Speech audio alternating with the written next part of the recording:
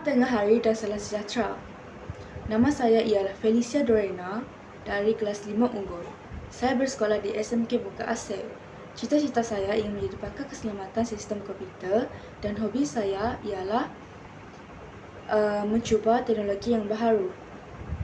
Hari ini, saya ingin menceritakan tentang novel Di Sebalik Dinara. Watak utama dalam novel ini ialah Farisha.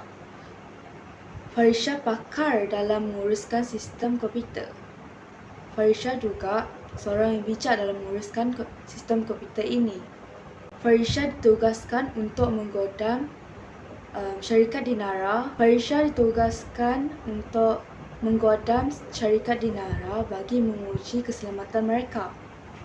Namun, semasa menjalankan tugas, Farisha menemui satu rahsia dalam eksperimen yang dilakukan oleh ayah kandungnya. Farisha terpaksa menghadapi cabaran demi keputusan dan kebaikan semua. Pengajaran dalam novel ini ialah kita perlulah menggunakan teknologi secara beretika, mencari kebenaran dan menyayangi keluarga kita.